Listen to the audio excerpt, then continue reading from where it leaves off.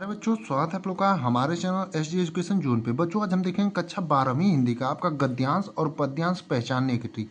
क्योंकि यहाँ से जो है आपका 20 नंबर के क्वेश्चन पूछे जाते हैं, जिसमें से 10 नंबर का आपके गद्यांश से क्वेश्चन पूछे जाते हैं और 10 नंबर का पद्यांश से। तो बहुत सारे बच्चे ऐसे होते हैं जो कि गद्यांश और पद्यांश की अपने पेपर में पहचान ही नहीं कर पाते हैं कि आपका गद्यांश कौन सा चैप्टर से पूछा है या फिर पद्यांश कौन से चैप्टर से पूछा। तो आपको पूरा एकदम बढ़िया से इस वीडियो में एकदम बेसिक से बताएंगे कि अगर आपके बोर्ड एग्जाम में जो है गद्यांश पूछेगा तो आप उसे हल कैसे करेंगे और अपना 10 नंबर जो है एकदम पक्का कर लेंगे, या फिर पद्यांश पूछेगा तो और इसकी पहचान आप कैसे करेंगे। तो सबसे पहले अगर आप लोग चैनल पर नए हैं तो चैनल को सब्सक्राइब कर लीजिए और वीडियो को लाइक करिए और अपने दोस्तों के साथ ज़्यादा से ज़्यादा शेयर करिए। तो आइए शुरुआत करते हैं सबसे पहले गद्यांश पहचानने की ट्रिक। और इसमें देखेंगे आपके महत्वपूर्ण पाठ पहले, यानी कौन कौन से पाठ से आपसे जो है गद्यांश का ज़्यादातर क्वेश्चन पूछा जाता है और कौन कौन सा पाठ आपको तैयार करना है। तो सबसे पहला गद्यांश में आपको राष्ट्र का स्वरूप तैयार करना है और सभी पाठों के लेखक का जो नाम है आपको याद रहना चाहिए। तो सबसे पहला आपको राष्ट्र का स्वरूप तैयार करना है और इसके लेखक जो है आपके कौन है, वासुदेव सरल अग्रवाल जी हैं, यानी इसके लेखक आपके वासुदेव सरल अग्रवाल जी हैं।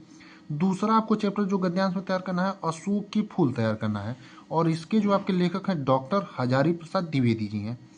तीसरा जो आपको चैप्टर तैयार करना है भाषा और आधुनिकता चैप्टर तैयार करना है और इसके जो आपके लेखक हैं प्रो जी सुंदर रेड्डी जी हैं। चौथा जो आपको प्यारे चैप्टर तैयार करना है हम और हमारा आदर्श और इसके जो आपके लेखक हैं डॉक्टर एपीजे अब्दुल कलाम है। यानी कि ये जो आपके 4 चैप्टर हैं, इन्हीं से जो आपका है गद्यांश वाला प्रश्न बार बार पूछा जाता है। अब देखेंगे आपका पहचानने की ट्रिक, यानी कि आप पहचान कैसे करेंगे। तो सबसे पहले आपका राष्ट्र का स्वरूप चैप्टर का देखेंगे अध्याय 1 का और इसके लेखक आपके कौन है, तो वासुदेव सरल अग्रवाल जी हैं। हमने आपको पहले ही कहा था आपको लेखक का नाम जो है याद करना पड़ेगा। अब देखेंगे जब भी आपका गद्यांश राष्ट्र के स्वरूप वाले चैप्टर से पूछेगा तो आपको राष्ट्र, मातृभूमि, पृथ्वी, भूमि, जन का प्रवाह, राष्ट्रीयता, मनुष्य या जन, अभ्युदय, संस्कृतियों, श्वास प्रश्वास, एक दूसरे, वसुंधरा और अनमोल जैसे शब्द देखने को मिलेंगे। यानी कि जब भी आपको गद्यांश राष्ट्र के स्वरूप वाले चैप्टर से देखने को मिलेगा, आप लोग जो इन शब्द को जो है आपको गद्यांश में देखने को जरूर मिलेंगे। तो जब भी आप लोग गद्यांश में ऐसे शब्द देखिएगा, राष्ट्र, मातृभूमि, पृथ्वी जैसे शब्द अगर आप देखिएगा तो आप तुरंत समझ जाइएगा गद्यांश आपके कौन से चैप्टर से है, तो राष्ट्र के स्वरूप से। आइए गद्यांश को देखते हैं और पहचान करना सिखाते हैं आपको। जैसे दिया है मातृभूमि पर निवास करने वाले, तो आप देखेंगे मातृभूमि शब्द दिख गया, तो आपका कौन से चैप्टर से है, राष्ट्र के स्वरूप से। मनुष्य, आपको मनुष्य दिख गया, राष्ट्र का दूसरा अंग है, राष्ट्र दिख गया। पृथ्वी हो और मनुष्य ना हो तो राष्ट्र की कल्पना असंभव है। पृथ्वी और जन दोनों के सम्मिलन से ही राष्ट्र का स्वरूप संपादित होता है।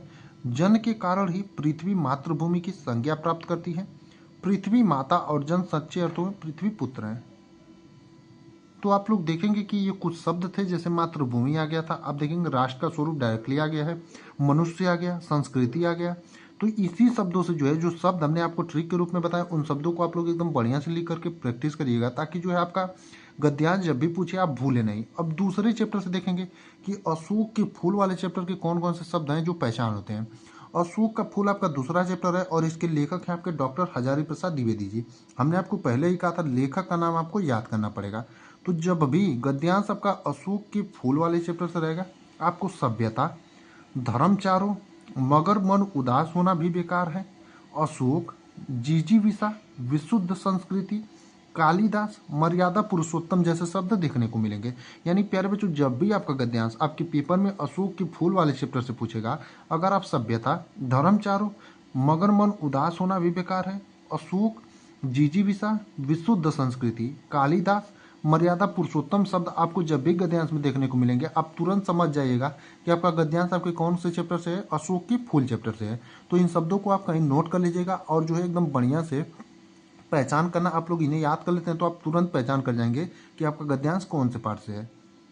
तीसरा आपका चैप्टर है भाषा और आधुनिकता और इसके जो आपके लेखक हैं कौन है, प्रोजी सुंदर रेड्डी जी हैं।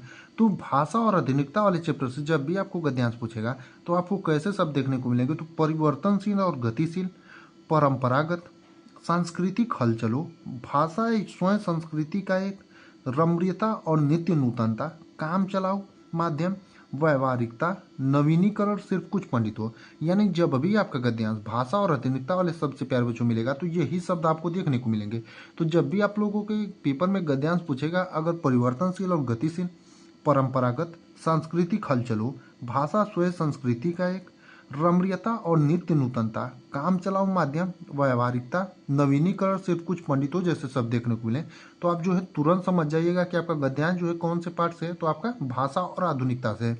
तो आप लोग जो है इन शब्दों को एकदम गौर करिएगा, यानी जिस चैप्टर के आपको शब्द बताए जाएंगे जो उन्हें लिख लीजिएगा उसी चैप्टर के सामने, और जो है आप लोग बढ़िया से प्रैक्टिस करिएगा।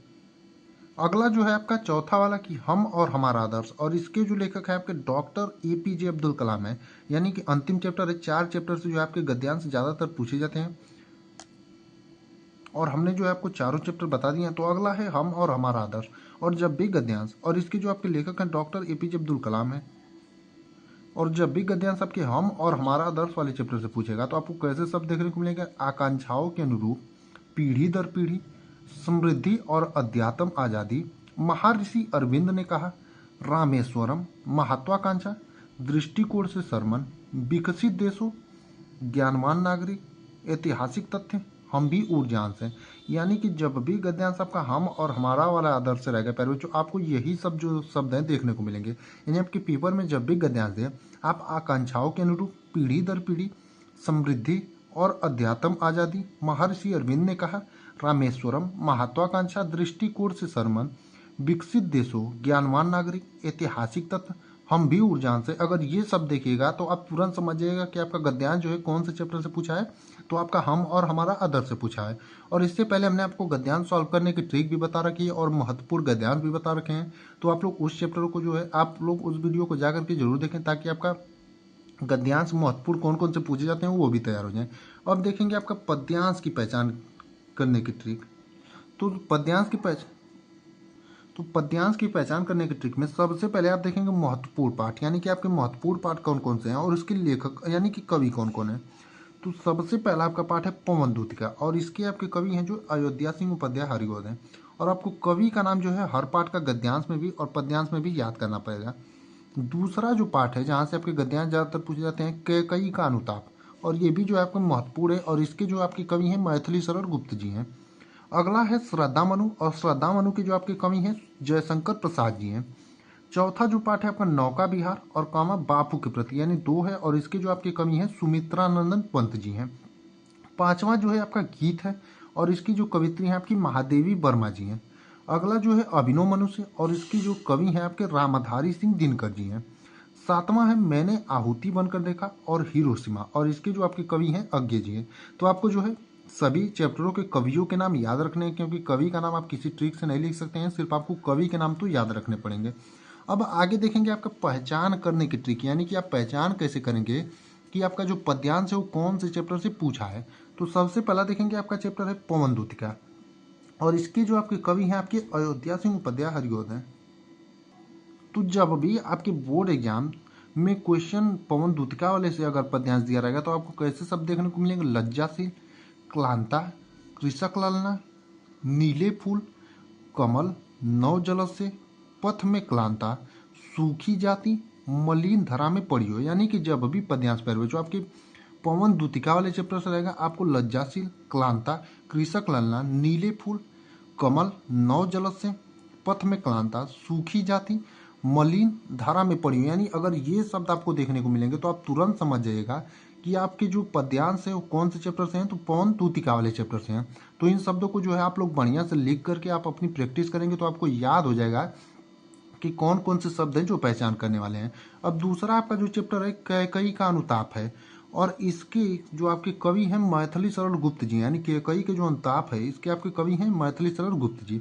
और जब भी आपका पद्यांश जो है कैकेयी के अनुताप वाले चैप्टर से पूछेगा, आपको जल पंजर, लौट चलो घर भया, वात्सल्य, माता न कुमाता, भरत से अनुताप, यानी कि जब भी पद्यांश आपको जल पंजर और लौट चलो घर भया, वात्सल्य, माता न कुमाता, भरत से अनुताप जैसे शब्द देखने को मिलेंगे तो प्यारे बच्चों आप तुरंत समझ जाइएगा कि आपके पद्यांश जो हैं कैकेयी के अनुताप वाले चैप्टर से हैं। और इन शब्दों को जो है आप लोग कहीं लिख करके एकदम बढ़िया से तैयार करिएगा, क्योंकि यही शब्द जो हैं जिनसे आप पहचान कर पाएंगे कि आपका जो पद्यांश है वो कौन से चैप्टर से है और गद्यांश जो है आपके कौन से चैप्टर से है। अब तीसरा जो है आपका गीत है, और इसकी जो आपकी कवित्री हैं आपकी महादेवी वर्मा जी हैं, और गीत से भी जो है आपका बहुत सारे क्वेश्चन पूछे जाते हैं। तो इसका जो ट्रिक है आपका, यानी कि गीत से जब भी क्वेश्चन पूछे तो आपको देखेंगे मुझे फूल मत मारो, यही आता है, इस मन में निरख सकी ये जन बनाए। यानी जब भी गीत वाले चैप्टर से आपका पद्यांश पूछेगा, आपको मुझे फूल मत मारो यही आता है, इस मन में निरख सकी ये जन बनाए, जैसे शब्द देखने को मिलेंगे। तो इन शब्दों को जो है आप लोग एकदम बढ़िया से लिख करके अपनी प्रैक्टिस करिएगा, क्योंकि अब आपका बहुत दिन नहीं बचा आपके बोर्ड एग्जाम में। तो यही जो शब्द है जिससे आप जो है अपने 20 नंबर पक्के कर सकते हैं। अगला जो चैप्टर है आपका श्रद्धा मनु, और इसके जो आपके कवि हैं जयशंकर प्रसाद जी हैं। और जब भी पद्यांश आपको श्रद्धा मनु वाले चैप्टर से पूछेगा, आपको सुकुमार, जल्दी फूटे, कितने उत्स कौन हो तुम, नील परिधान, शक्ति के विद्युत कर जैसे शब्द देखने को मिलेंगे। यानी प्यारे बच्चों, जब भी आपको अपने पेपर में पद्यांश में सुकुमार, जल्दी फूटे, कितने उत्स कौन हो तुम, नील परिधान, शक्ति के विद्युत कर जैसे शब्द देखने को मिलेंगे, तो आप जो है तुरंत समझ जाइएगा कि आपका पद्यांश जो है कौन से चैप्टर से पूछा है, श्रद्धा मनु वाले चैप्टर से पूछा है। अब अगले चैप्टर का ट्रिक बताने से पहले आपको एक चीज कहना चाहेंगे, जब भी आप गद्यांश और पद्यांश का सॉल्यूशन करें अपने बोर्ड एग्जाम में, तो उसके 2 से 3 बार ध्यानपूर्वक पढ़ें, जिससे आपके क्वेश्चन का आंसर भी पता चल जाएगा और पहचान करने वाले शब्द भी आपको दिख जाएंगे। तो 2 से 3 बार आप ध्यानपूर्वक पढ़ें, क्योंकि 20 नंबर की यहाँ से बात रहती है। तो अगला चैप्टर आपका नौका विहार है, और इसके कवि आपके सुमित्रानंदन पंत जी हैं। और जब भी आपको पद्यांश नौका विहार वाले चैप्टर से पूछे, तो आपको त्यों त्यों लगती नाव पार, चांदनी रात की प्रथम पर जैसे शब्द देखने को मिलेंगे। यानी जब भी आपके बोर्ड एग्जाम में पेपर में त्यों त्यों लगती नाव पार, चांदनी रात की प्रथम पर जैसे शब्द देखने को मिले, तो आप तुरंत समझ जाइएगा कि आपका जो पद्यांश है नौका विहार वाले चैप्टर से है। अगला यानी छठवां और अंतिम है अभिनव मनुष्य, और इसके जो आपके कवि हैं रामधारी सिंह दिनकर जी हैं। और जब भी पद्यांश आपके अभिनव मनुष्य वाले चैप्टर से पूछेगा, यदि विज्ञान है आज की दुनिया नवीन, सावधान मनुष्य, सृष्टि का श्रृंगार जैसे शब्द आपको देखने को मिलेंगे। तो यही कुछ शब्द हैं जिससे आप अपने गद्यांश और पद्यांश की पहचान कर सकते हैं कि गद्यांश आपका कौन से चैप्टर से पूछा है और पद्यांश कौन से चैप्टर से पूछा है। और आप लोग जो है कवियों के नाम गद्यांश वाले सभी चैप्टरों का और पद्यांश वाले सभी चैप्टरों का याद कर लीजिएगा। बाकी आप लोग इन ट्रिक वाले शब्दों से अपने बढ़िया से जो है गद्यांश की पहचान करना सीख जाएंगे। और पहले से हमने गद्यांश को कैसे हल करेंगे वो भी बता रखा है, और महत्वपूर्ण गद्यांश और पद्यांश भी बता रखा है। तो उस वीडियो को अगर आप लोगों ने नहीं देखा हो तो जा करके जरूर देखें, और जो है अपनी बोर्ड एग्जाम की तैयारी एकदम बढ़िया से करें।